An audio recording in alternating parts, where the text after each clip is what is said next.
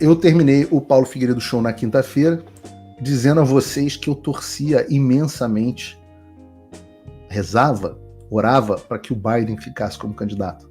Apesar de eu, naquele momento, ter dito que 95% de chance daquilo não acontecer, como acabou não acontecendo. Mas eu também disse, no Paulo Figueiredo Show, que na ausência do Biden, a gente tinha que torcer muito para a Kamala Harris ser candidata. Primeiro pelo óbvio. A Kamala Harris é uma das figuras mais... Agora a palavra da moda da juventude é cringe. Cringe. É a figura mais esquisita, mais estranha. É uma coisa que eu já vi na política mundial. Né? Ela tem um riso, parece uma coringa psicopata, vocês já perceberam? Um negócio de maluco. Ela fala como se estivesse falando com crianças, de um jeito mongoloide, assim, de jardim de infância, nem criança, né? Uma coisa assim. O papai e a mamãe têm um filho. E o filho é filho do pai e da mãe. Ela fala umas obviedades, assim, como com voz e com jeitinho de retardada. Como se estivesse falando com crianças, num discurso público. E ela é tão sem pé nem cabeça falando, que ela me lembra muito a Dilma Rousseff. É o mais próximo, porque o Biden, ele tropeçava na senilidade dele. O Biden é um cara inteligente, ele era um político muito, muito afiado. Apesar de ter um pensamento desorganizado, ele sempre foi um político muito afiado. A Kamala é uma Dilma Rousseff. Né? E isso é um lado da história. O outro lado da história é que, eleitoralmente, a Kamala Harris sempre foi absolutamente desprezível. Ela começou a carreira dela como, vocês me desculpem, eu não vou falar outro palavrão aqui, mas aquela profissão das damas que trocam favores de dinheiro. Amante do então prefeito de São Francisco, nos anos 90, o Willie Brown. Ele tinha 60 anos e ela era novinha, ele era casado, e ele já admitiu, né, que arrumou vários empregos e que catapultou a carreira política da Kamala Harris. Então não é só a Janja, segundo o filho do Lula, né? Segundo os prints do filho do Lula. A Kamala Harris também vem dessa profissão, onde a pessoa se associa a um cara poderoso e sobe na escada da política. Uma pessoa até então desprezível, que passa a ter protagonismo. Não sei se vocês já ouviram essa história antes, mas como eu disse, o filho do Lula dá algumas pistas a esse respeito. Opa, eu fiz cagada aqui.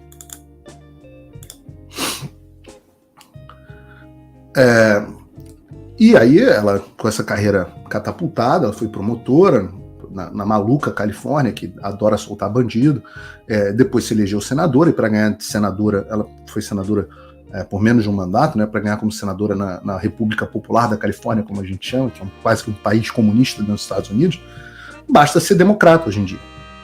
Ela ganhou e ficou, já naquele momento ela estava muito próxima, não mais do prefeito de São Francisco, mas de figuras como a família Soros, né, outros bilionários progressistas, o Bill Gates. E aí ela anuncia a candidatura dela às primárias democratas em 2020, contra o Joe Biden, e aliás quase chamou ele de racista nos debates. Ela foi humilhada, inclusive, uma vez pela Tulsi Gabbard também, e ia muito mal nas pesquisas, pontuava ali 2 a 6%. Então essa era, até 2020, essa era a dimensão política da Kamala Harris, alguém que pontuava ali 2 a 6%. Em 2019, no final de 2019, ela desistiu de disputar as primárias, então ela nunca ganhou um voto sequer numa primária. Em seguida ela anuncia o apoio dela ao Biden. E quem escolhe a Kamala Harris para VP do Biden é justamente o sistema, que pega ela como uma candidata, pega o Biden como um cara de transição, né? Ele, historicamente, menos radical, menos de esquerda do que a Kamala Harris. Ele é tudo que o patriarcado odeia, um homem branco, hétero, velho, né? Tudo que os críticos do patriarcado odeiam. E aí você colocava ela como vice, ali pronta para sucedê-lo, uma mulher jovem para a posição, aparentemente considerada negra. Eu não sei se eu consideraria Kamala Harris negra, mas aparentemente considerada ela negra, e extremamente radical. Só que, como eu disse, ela não tinha votos, não tinha expressão política, mas tudo isso era um detalhe. Porque todo mundo em Washington DC sabe que ela foi escolhida por George Soros, Bill Gates e companhia. E volto a dizer, uma política extremamente radical. O quão radical? Ora, a mais radical do Senado. Não sou eu que estou dizendo. Olhem essa reportagem. Kamala Harris é a mais radical do Senado. Aqui, um ranking de 2020 apresentou então a senadora democrata Kamala Harris como a representante mais esquerdista de todo o cenário americano, de todo o Senado americano. Um ranking feito pelo site de vigilância governamental GovTrack em 2020 apresentou então a senadora, ela era senadora, como a mais esquerdista do Senado, ultrapassando até mesmo o assumidamente comunista Bernie Sanders. A classificação levou em conta o comportamento legislativo, ou seja, como é que ele se comporta como senador, de cada um dos 100 senadores dos Estados Unidos, com a pontuação de 1 para os mais conservadores e 0 para os mais liberals, mais esquerdistas. Essa é a reportagem do Paulo Figueiredo Show. O site de vigilância governamental colocou o Sanders, lembra, de 0 a 1. 0 é o mais esquerdista e 1 é o mais direitista. O site posicionou o Bernie Sanders com uma posição de 0,02, enquanto a Kamala Harris 0,00. Significa que era impossível ser mais esquerdista no comportamento de votação e pauta no Congresso do que a Kamala Harris. Então, quando eu digo que ela era uma esquerdista radical, não é o Paulo Figueiredo que está dizendo. E nesse golpe dentro do partido, que a gente detalhou agora há pouco, o Biden anunciou o apoio dele para Kamala Harris. Quer dizer, como eu disse, a gente espera que tenha sido o Biden, de fato, anunciando esse apoio, né? A gente não sabe. Depois veio o apoio dos Clinton, também importante, mas não basta o apoio do Clinton e do Biden para ela ser oficialmente candidata. Isso é importante levar em consideração.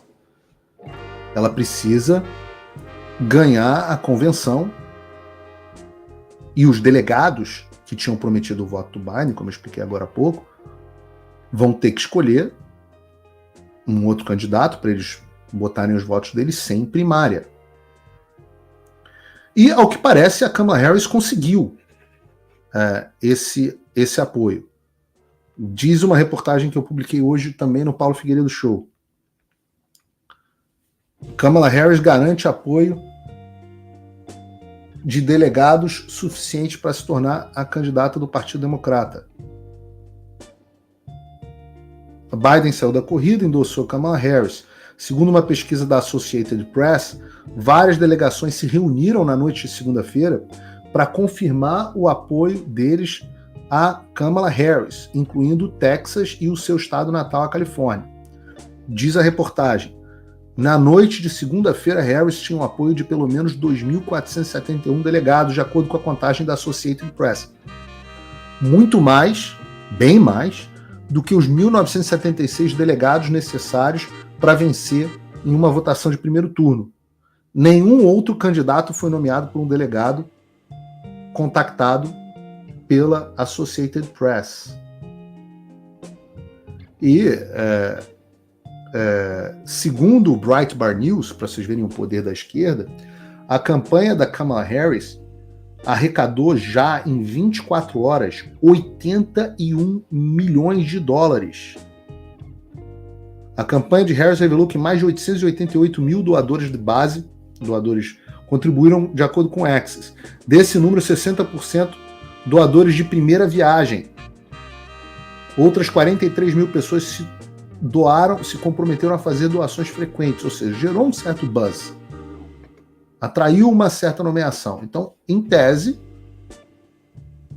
ela está conseguindo a nomeação. E vejam que loucura, porque o partido que supostamente é o democrata, ou seja, né, que tem no nome a democracia, o partido deu um golpe no candidato mais votado nas primárias e vai dar a nomeação, aparentemente, para uma candidata que nunca recebeu um puto de um voto. E tudo isso é para salvar a democracia do Donald Trump. Na carta do Biden, nós preservamos a democracia. Olha que loucura! A preservação da democracia é um candidato que tinha sido vencido no primeiro turno ser trocado no tapetão por pressão e ser escolhida a candidata dos bilionários de esquerda sem um puto de um voto. Isso é democracia. É democracia para esses caras. Isso é coisa de maluco. Como é que ninguém fala isso em nenhum canal do Brasil?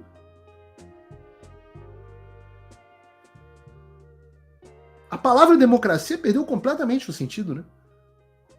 A mulher é candidata depois de um golpe sem um puto de um voto, e isso é para salvar a democracia, pô. Né? No nível de gaslighting de 0 a 10, até onde isso vai? Mas eu digo que as coisas ainda podem mudar, porque tem uma disputa de poder em curso. Eu estou torcendo para a Kamala, ela tem o dinheiro, tem supostamente o delegado da Associated Press, mas pode ser também um vazamento dela para a Associated Press, porque não tem garantia de que ela vai ser a candidata até que seja oficializada na convenção. Acho que 17 de agosto. E, pô, 17 de agosto, nesse mundo maluco, onde uma semana tentam matar o Trump, no outro o Biden começa a ter Covid, no outro ele renuncia, no outro a Câmara, é muito tempo. Né? Eu, como sempre, eu fico de olho nas reportagens da mídia de esquerda, como eu sempre digo aqui, para ver o que eles querem. Eu sempre tive uma dúvida, eu discuti isso até com o Dr. Marcelo Ribeiro, que talvez esteja nos assistindo. Quem manda? É a mídia que manda no Partido Democrata ou é o Partido Democrata que manda na mídia? Eu nunca entendi quem manda em quem. Ou se alguém manda nos dois. Mas eu fico vendo o Partido Democrata, e por isso que, por exemplo, quando eu vi o editorial do George Clooney no New York Times, eu falei, campanha do Biden subiu no telhado. Né? Mas pelo mesmo motivo que a Kamala é a minha candidata predileta, porque ela quase que certamente perde para o Trump, no mesmo jeito que eu penso assim, a esquerda sabe disso. Hoje já tem uma reportagem do New York Times que disse que a Kamala é a, abre aspas, palavras do The New York Times, a democrata menos elegível. E eles têm uma certa razão. Tem um levantamento aqui, também no Paulo Figueiredo Show, de como que a Kamala Harris performa em 13 pesquisas recentes.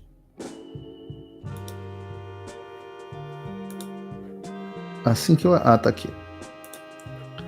13 pesquisas nacionais recentes. Foram feitas 13 pesquisas.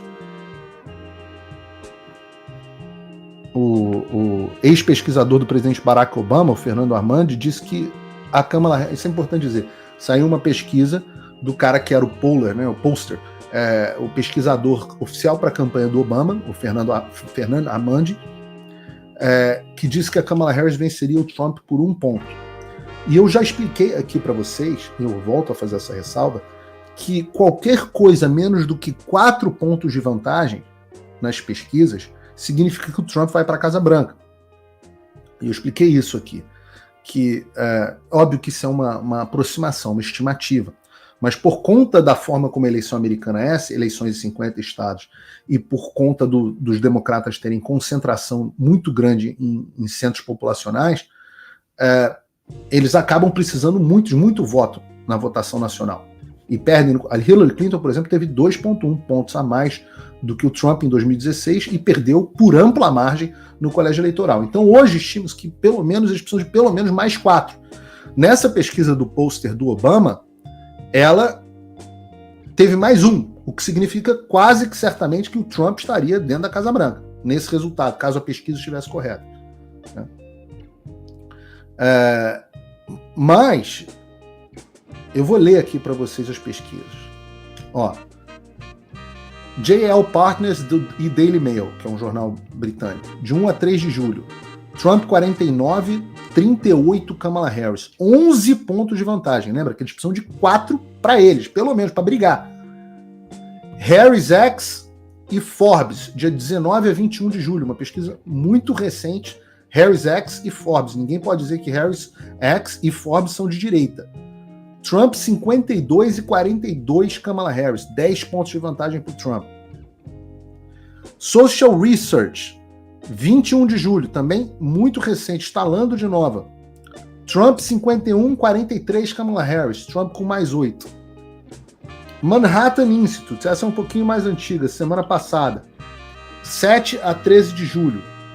Trump 44 e 36 Kamala Harris. 8 pontos de vantagem para o Trump.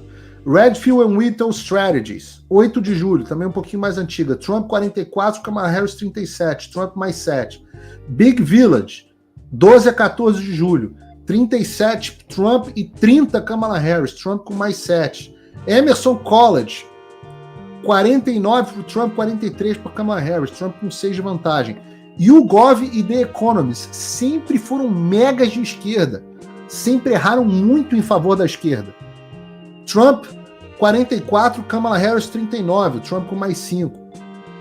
Quinnipiac, que eu brinco também, hoje estou falando muito dele, Dr. Marcelo Ribeiro, a gente brinca que tinha que ser encerrado, de tanto que eles erram em favor dos democratas, mas erram assim 10 pontos em favor dos democratas. O Quinnipiac, 19 e 21 de julho. Trump, 45, Kamala Harris, 41, Trump com mais 4. Noble Predictive Insights, 8 a 11 de julho. Trump 48, Kamala Harris 44, Trump com mais 4. YouGov e CBS News. Outra pesquisa do YouGov com a CBS News. Trump 51, Kamala Harris 48, Trump com mais 3. Survey USA, 12 a 15 de julho. Trump 45, Kamala Harris 42. Ou seja, 13 pesquisas feitas em julho. Na pior, para o Trump, ele só tem 3 pontos de vantagem para Kamala Harris. Lembrando, volto a dizer, ela precisaria de pelo menos 4 numa eleição nacional para vencê-lo. Não tá bom para ela. Não tá bom. Tá bom para nós. Né? E é importante dizer, por outro lado, que tudo isso é inicial. Ela está sendo jogada como candidata oficial agora. Você tem uma disputa interna para ver se vai ser ela mesma, embora tenha uma certa união no nome dela. Mas ela, se for ela vai ter todo o apoio do establishment, da mídia, de Hollywood, todo mundo que estava batendo no Biden, que tinha como foco esse golpe contra o Joe Biden, agora vai ter essa união em torno da Kamala Harris. Sei lá, daqui a pouco a Taylor Swift, a Oprah fazem um evento com a Kamala, talvez ela escolha uma mulher e aí vai ter toda aquela coisa da união feminina para uma mulher, e tem os votos, né? Uma união feminina em torno de uma candidatura de mulheres, que é a hora de derrotar o patriarcado. Olha, vai ser um nojo. Vai ser um nojo. Campanha de maquiagem, de melhorar a imagem dela. E eu não digo isso pelos marqueteiros, não. Eu digo pelo establishment. Digo pela imprensa, digo por Hollywood, digo pelos bilionários. Vocês podem ter certeza, o marqueteiro fazer isso é já esperado. O problema são as instituições, né? E o establishment fazer isso. E vai fazer pela Kamala Harris. Vocês podem ter toda a certeza. A dúvida é, será que isso vai ser o suficiente para ganhar as eleições, para derrotar o Trump? Eu, Paulo, acho que não. Eu acho que não dá para a gente ter esse clima de já ganhou, porque a gente está lutando contra um Leviatã aqui. Não dá para ficar no clima de já ganhou, mas me parece que tá difícil de tirar a eleição do Trump. Show! E não deixa de marcar o seu like e se inscrever no canal se você não inscreveu, e se inscrever no meu novo perfil na rede do Elon Musk, que eu quero chegar a pelo menos 100 mil pessoas em breve. Até a próxima.